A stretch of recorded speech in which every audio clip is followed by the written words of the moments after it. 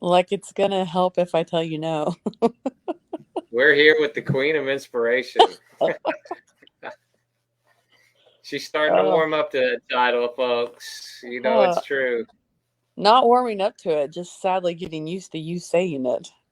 That's not the same thing. Can you deny it? Yeah. Nobody's buying it. I've Oh, seen I your guess stream. I've guess I've I've heard seen it all the both ways. comments on all your posts. There's at least three inspirational references on each one. You show me someone in the disability community that's just getting out of bed in the morning and they will be inspiring somebody. That's You that's could the be sad cooking part. ham. You could be cooking hamburgers and post that on your Facebook page, and it's going to be so inspirational. No, you put pants on anymore and people are like inspired. I'm like, it's not like I cured Alzheimer's. I just got out of bed in the morning. They're like, that's so inspirational. And I'm like, okay. Hey, it's been, I went like 25, 30 years without putting pants on without help. So every time I do it now, I'm very inspired. I'm very inspired by you, I just don't share that with everybody. especially when they're mossy oak. That really gets me good. Tell me about your women's hunt because you just got through with that, right? This past weekend? That was actually so I work with two female hunts in the fall. They're both antelope. One of them is the Wyoming Women's Antelope Hunt. It's usually the second weekend in October. And this year we had 45 women come from all across the country.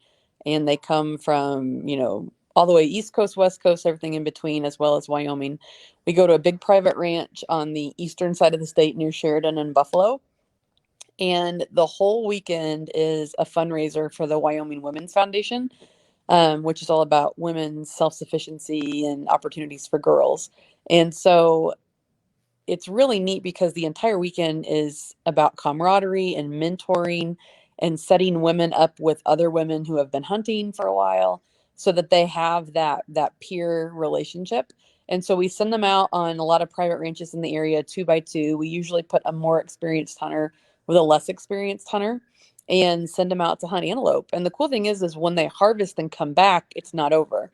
You can learn how to skin your own deer at the meat pole. You can then take it and do a DIY process if you want to. I did a cooking class this year and showed some of the ladies how to just a really simple way to prepare antelope. They let you go fly fishing and they're shooting trap on the backside of the cabins. And it's just this amazing opportunity for women, especially if you've never hunted before or not very much, to not only get fully immersed in that lifestyle, but then to gain all these friendships and mentor relationships so that when you leave, if you want to continue that lifestyle and you don't have anyone else to really, mentor you, you've started those foundations and those relationships on that weekend. And so it's one of my favorite weekends of the year. It's blocked off on my calendar just kind of indefinitely. And I went the first year to hunt, and I've gone back every year on my own as a volunteer just because I love it so much. And so I got to mentor a young girl last year with a disability.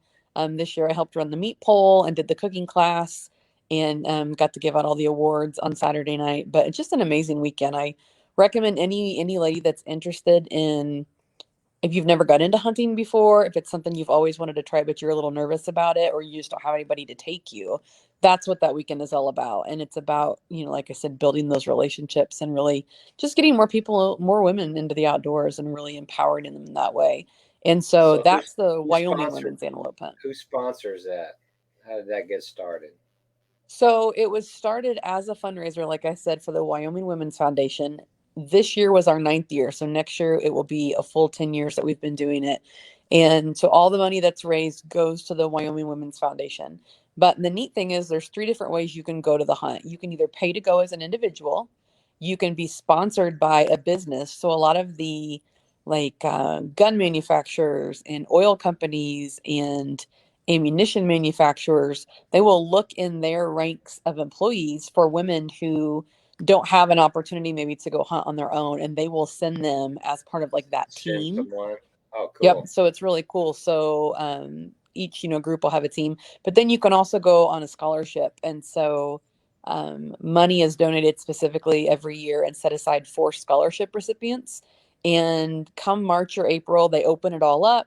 You can apply as a scholarship recipient. There's an essay that you fill out about different questions they have. It gets sent to a committee and they go through it and they pick all of the scholarship recipients. And so, yeah, if it's something that you're not able to financially afford on your own, or if you don't have a business or work for a place that wants to send you, you can apply for a scholarship as well and get to come that way. And I don't know, it's just one of those weekends that you leave and you're like, this is why we do what we do. I'd love to see more people with disabilities come. It's hard to find women in chairs, but they do have an accessible cabin there on the ranch where we stay. And I've hunted there before. They're just great to work with. And there's a lot of guides that would really love to take someone out with a disability. So yeah, I always try to spread the word about it to women all across the country because it's just such a great opportunity. I bet if we promote that some, you'll have a lot more interest in it, like women with disabilities. I know they're harder to find, but they're out there. Oh, absolutely. And So word has anybody definitely. can come. It doesn't Yep, have to be any women from female, Wyoming. yeah, as long as you're 12 or older. Obviously, if you're a youth hunter and you come, you do have to bring a spouse, or sorry, a spouse, bleh, a parent or guardian with you. And then the only thing, if you come on scholarship, really the only thing you pay for is you have to get to the ranch. And Yeah. so they take care of your processing and your guide fees and all of that, board and, food and everything while you're there. And so it's just a great opportunity. We raise a lot of money for women and we get more women in the outdoors and set up these awesome, mentoring relationships, which is great. And then once you have hunted there, you become a part of a group called Sisters of the Sage. And then they go on hunts, throughout the year there in Wyoming and other places. And so it's neat that it's one of those hunts that continues the relationships afterward. And a lot of people come back to volunteer just because they have such a great time. So it's pretty awesome weekend to be a part of. That is totally something that ought to be going on in every state. Oh my gosh. And the sad thing is Wyoming's like the only state that's doing it on this magnitude. And this is like next year will be our 10th year. We've had so much success, so much, just amazing partners that have come forward. And I mean, how do you not get on board with something like that? It's a great thing. And so Why don't that's they one of my trips every year that I can't wait to do. why don't they try to reach out to other, like, women in other states that at least may want to start that going on? So Some of the people. we've had other people reach out and we've always been, very good about giving them information. Obviously in Wyoming, we do have some pros that other states are not going to have. We have a crazy amount of pronghorn. And so You got the that's antelope, thing. right? You've got You got tons the of land, antelope, it's not an animal where you have to, go out and sit for like an hour and very early. You can be out all day hunting. You can be riding around in a truck covering a lot of land with people. And so it really, gives itself toward making parts of the logistics of it easier. But I absolutely know that there's other states that could be doing something similar. And so we have had other people reach out. We had the first lady of Indiana come and hunt with us a couple years ago. We're trying to get more people in leadership and government to come into the hunts and then go home and spread that to their own state as well. And so, yeah, it'd be great to see it show up in other states. That'd be awesome. it could be doable. Maybe not for antelope, but it could be something else. I mean, Yeah, you've got turkey, you've got deer, you've got, pheasant hunt, you've got lots of other things that could definitely happen. right, right, for sure. Well, maybe we can be the impetus There you to get go. that going in other states. Yep, that'd be great. That's I cool. just love seeing women get outdoors. So, So I saw some guys up there guiding. So obviously there's some guys hanging around to help out on that. yes, we are very selective of the men that are allowed to be there that weekend. They are all female approved. No, I would say 90% of the guides are actually managers of the ranches or obviously very knowledgeable about the ranch they will be taking their ladies to. Right. We do have a couple female guides that come every year, which is great. But would love to see more female guides get involved. Like I said, I was able to go on the hunt last year and mentor a young girl who also has a disability. So we both went out in our track chairs and had a great time. But yeah, for the most part, the only reason why the guys would be there would be as either a partnership with a landowner or if they're guiding the hunts. Other than that, Right. all the women that are there or all the hunters that are there are all female. So the guys hang back at the camp and do the grunt work. Yeah, as it should be. Yeah, absolutely. Right, as it should be. A little As role it should reversal be. there. You got to give Yep. got to get back at us for what we've been doing for so many Yeah, years. there you go. But yeah, that's the women's hunt. And then the other one that I just got back from this past weekend is actually a Sisterhood of the Outdoors Wyoming girls hunt. And so, with a partnership with Sisterhood of the Outdoors and several other sponsors, we bring 4 teenage girls from across the country to Gillette, Wyoming, and we go out and hunt antelope. And that's neat because the girls have to apply for this as a scholarship. They have to write essays, they have to answer a lot of questions. They have to kind of, for lack of a better term, deserve to be there. They have to earn the trip. Right. And so it's neat Right. to see these gals come out of the woodwork that really either have not hunted at all, or it's been very minimal, or it's been in states where maybe it's not big game, it's mostly bird hunting and they can only use shotguns and things like that. So first of all, who doesn't want to come hunt antelope in Wyoming?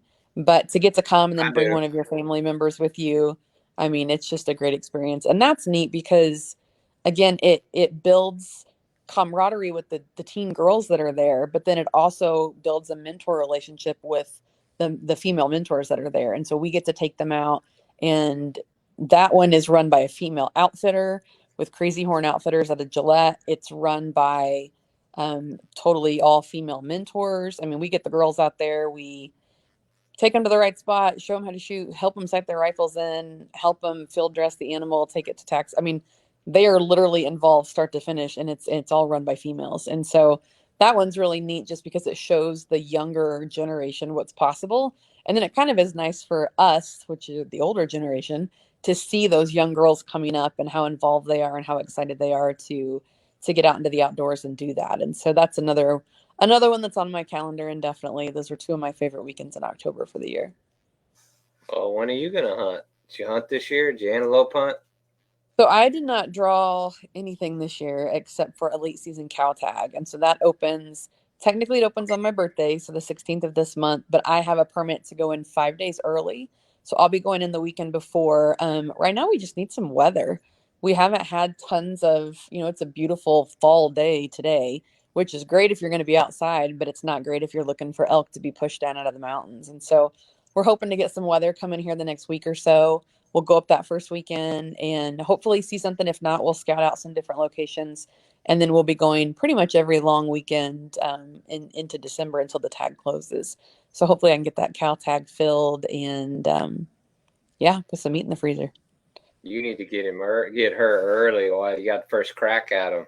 Yeah, that would be nice. It's interesting. I'm so appreciative of that rule that we can go in 5 days early, but sometimes I wish it could be a 5 day late extension, like you could stay Late, out yeah, 5 days, because yeah. it is nice to get in there before people come in with like their pack strings and outfitters and things like that. But a lot of the times the weather hasn't come in yet, and so the animals are so far up that you'd have to pretty much drop out of a helicopter, which I'm not saying I wouldn't be willing to do, but the opportunity has not presented itself quite yet. But Gotta check with Russ first on that one. yeah, I'm not gonna tell him. I'm just gonna show up later with the elk. But um, Negative. I know better than that. yeah. But it's nice this year because Addison will be up there with Russ and I. We got a couple other families that we had. One of the dads, he's a dad of 4. He drew that same tag, so we're taking him with us. And we helped him get a cow elk last year, so his family was excited. So this year we're taking all the kids and all the families and going up to the cabin together and letting them all kind of experience it together, which is neat to kind of pass that down to the next generation. So that is the only hunt I personally have coming up, is that cow elk hunt. And then we may do some pheasants and then rabbits after the first of the year with Addison. But then next year's going to be exciting because she can get her big game license. So sky's the limit there. Oh. So what? Does she have to draw tags in? She does. I'll probably get her a general season just over the counter doe tag just to get her out Yeah. and let her experience it for the first time. And then I may go ahead and sign her up for the Sisterhood of the Outdoors teen For the girls hunt. women's hunt. So why Actually, not? That'd be the great. girls hunt, yeah, because she'll be eligible for that.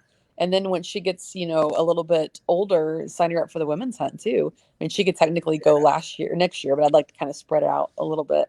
But Yeah. yeah, she's going to have some pretty amazing opportunities here in Wyoming to not only DIY hunts, but to go on some hunts that are set up by other groups and organizations. And so I'm excited to start experiencing that with her. That's pretty cool. Yeah. But you've been busy too. Yep. You helped line Speaking it of up. antelope. All right. Well, tell me about the program that Wyoming has where you can get a tag donated. How that all comes about. So I think Wyoming is probably one of the friendliest states to hunters with disabilities. And the reason I say that is because the people that helped form the regulations are people with disabilities, myself included. And so we worked really hard with Game and Fish, and we're constantly, going back to the board and making sure that we're not leaving anybody out. But you can get 3 tags in Wyoming. The first is just a straight out disability hunter permit. And doctor signs off on it. Once you get that permit, if you have a disability hunter permit, you have the option of taking with you someone that would be considered a companion hunter, and they get the permit for that as well. And what that means is that they can go out on the hunt with you, and if you were to shoot an animal and wound it, but it got somewhere where you couldn't go and dispatch that animal yourself, the companion hunter with you can go and put that animal down and still use your tag. And so that's the first kind of level that they have. For people Right. that have a little bit more of a severe disability, they have a shoot from a vehicle permit, which allows you to, just what it says, shoot from a vehicle. You still have to follow all the basic rules about being off the road, not shooting across the road, things like that. But that one can come in really handy, especially in locations where you can't necessarily get your, mobility device into. And then the final And one, the and this is for vehicle has to be folks. in park. Yeah, absolutely. Can't be moving. Ideally. Nick, did you just see who said hi? Our camera guy, Yeah. the best camera guy in the world.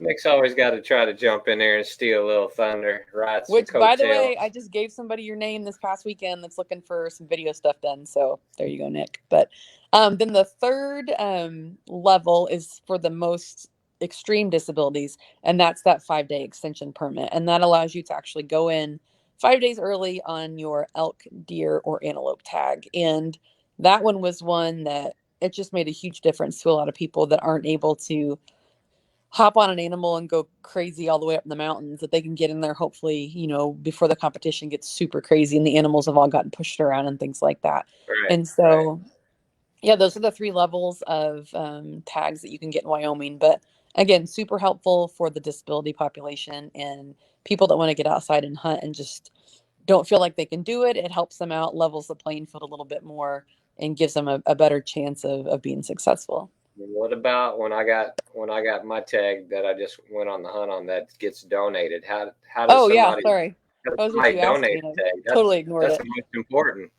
The other great thing about Wyoming is a couple years ago, the governor at the time signed into law um, the rule that if you live in Wyoming as a resident and you have a big game license for elk, deer, or antelope, you can take that big game license, donate it back to a nonprofit organization that works with people with disabilities that hunt, Like and Wyoming then disabled hunters. like Wyoming Disabled Hunters, which we started back in '08.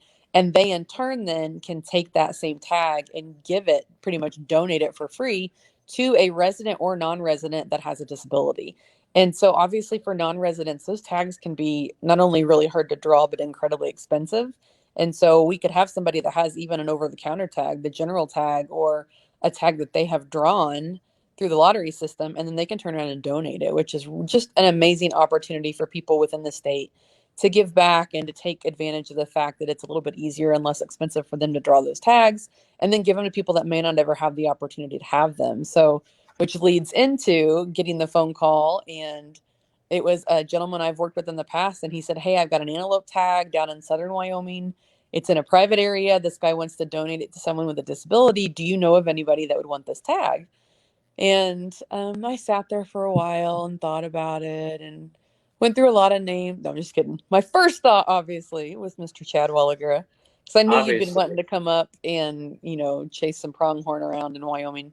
So, yeah, it was giving you a call and hooking you up with the right people. And then at that point, it was more paperwork than anything. And then you got the tags in the mail, they were in your name.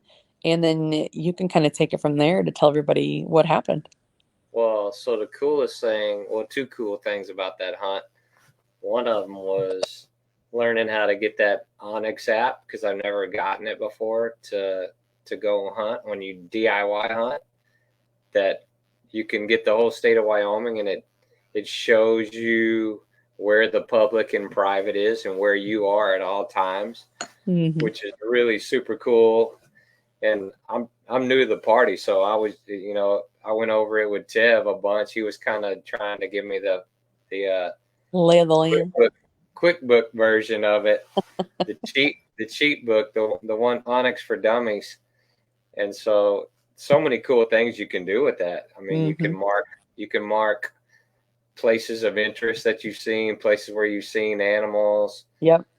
If you wound something and you're tracking blood, you can mark all the tracks, and you can kind of see where it's hidden on the map, which is pretty cool.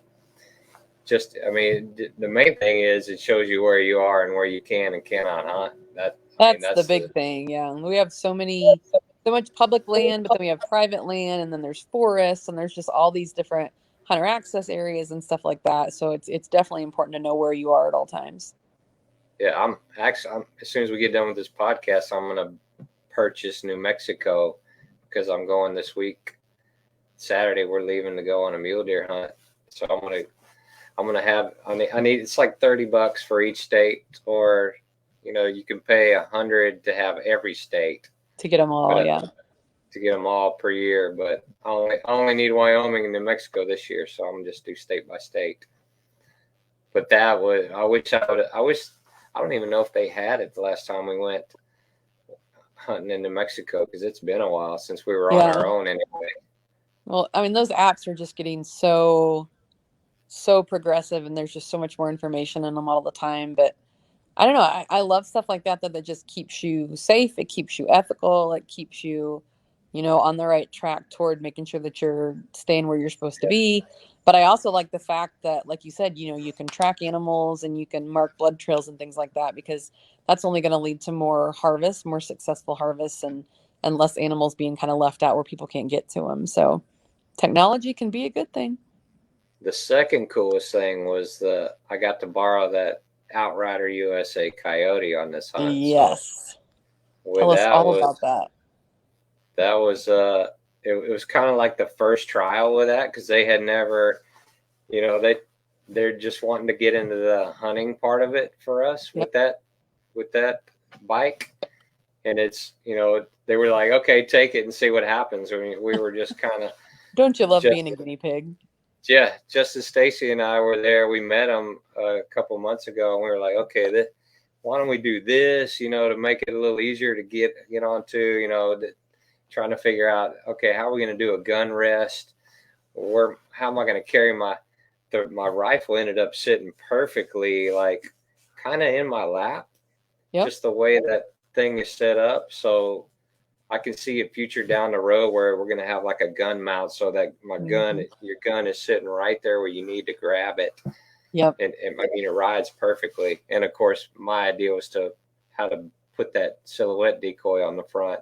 Yep. Which was super cool. So it just happened to work. You know how it is. You know, it's kind of a rare treat to be able to get out and stalk your own game. Yep. Especially when you haven't been able to do it for like years and years and years. Well, and to feel like you can do it successfully. Yeah. I mean, there's nothing wrong with riding around in a truck. And for antelope, that's kind of a big part of the process anyway, because you're going to look at a bunch of goats and cover a bunch of ground. Yeah, you're running and gunning all day long. And try to find a big one. But then when you do, you want to be able to get out there and go after it on foot. So tell us a little bit about the Coyote itself, like transferring, how much hand mobility do you need to do to get it to go, that kind of thing? Well, it was pretty easy for me. Since I'm C7, I can transfer pretty good. So it's not as bad as it looks. Mm-hmm. I mean, it's going to be a little better, because I think they're going to raise the seat up a few inches and make it wider, which would give, it's going to make it, because obviously when you're transferring, you want to get as close as you can to the seat, but the wheels are there. So you got a little space, but maybe somebody had a transfer board or something with them, that'd be good. Oh yeah. But it's going down is the easy part. You know that when you transfer. Going down's always easy. It's getting back up. Yeah. And you're never going to be there by yourself. Hardly ever you're going to be on a hunt like that alone anyway. because obviously somebody's going to have to get it out of the back of the truck for you. Yeah. So assistance getting into it, but then once you're actually in it and all set up and everything, tell us about that. So once you're in it, I mean, it has a cool deal where you strap your knees together so your legs are solid in one place. You need 2 hands. It's got a little throttle, and I was able to work the throttle just by doing like this, just doing that. You mean more you of don't a really wrist rotation? It's kind of something that you should push with your thumb, but I could just do it with my hand by just turning it, and you move both. You know, the steer, it's easy to steer because you're just pushing one side or the other. Yeah. I mean, I never used the brakes. I could have if I had to, but once you lay off the throttle, it stops. Okay. I mean, I never thought about brakes because it's no reverse. Everything's just going forward and turning.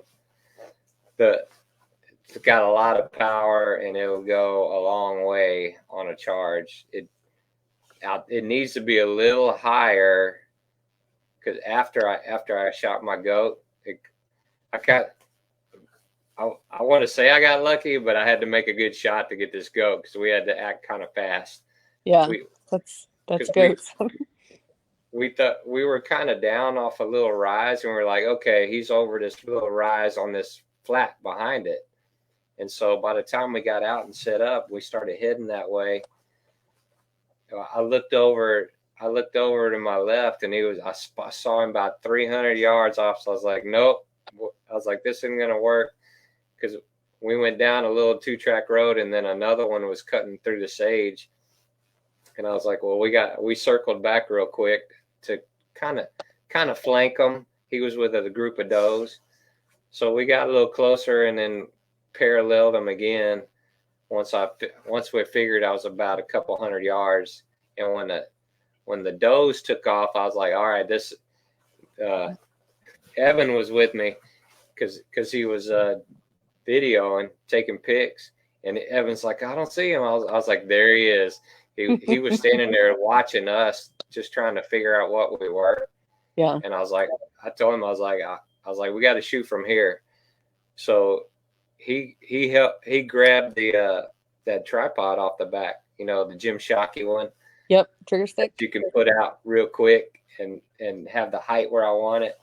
So as soon as we got that to where I needed it, boom, I had the gun up and was on him.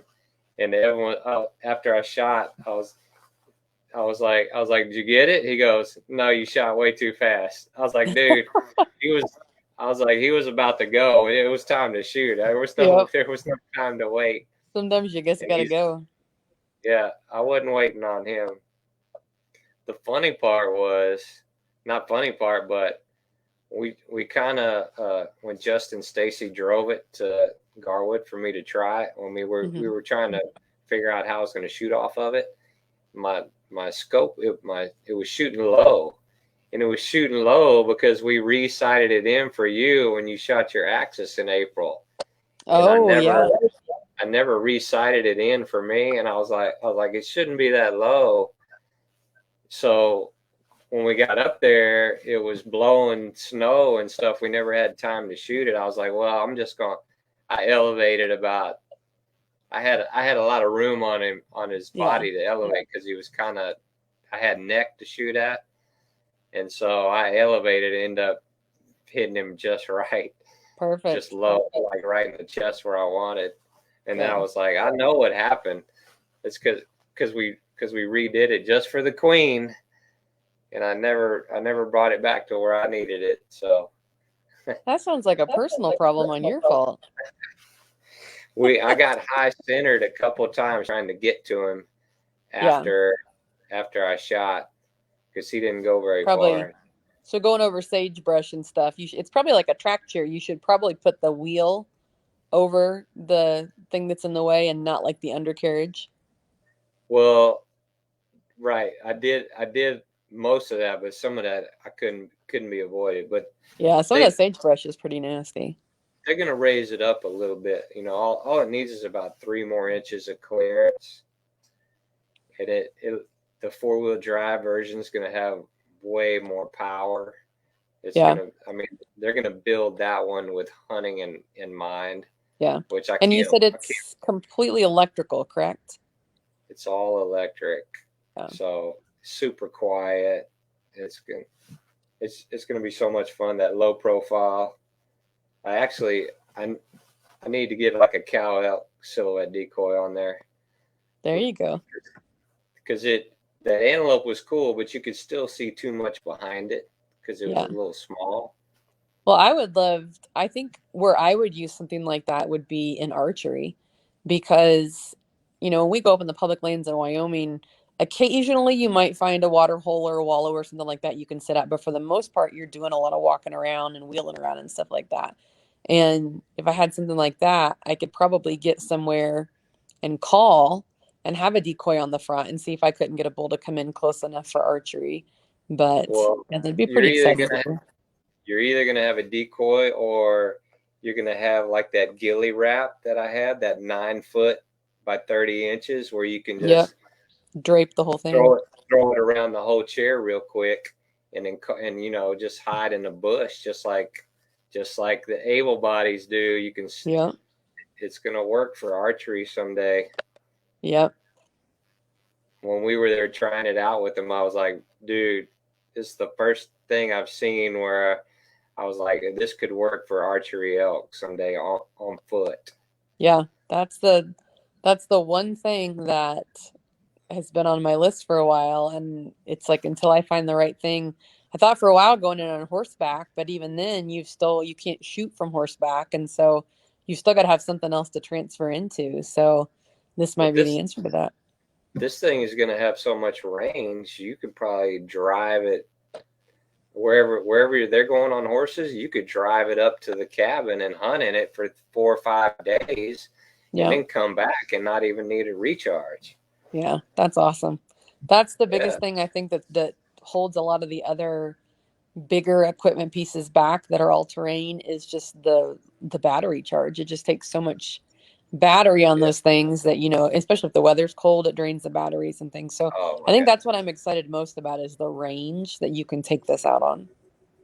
We're going to try it next fall. I can tell you that. Yeah, definitely. Hopefully with Nick, hopefully on elk hunt in the mountains. If you're There you still go. listening, Nick, wake up.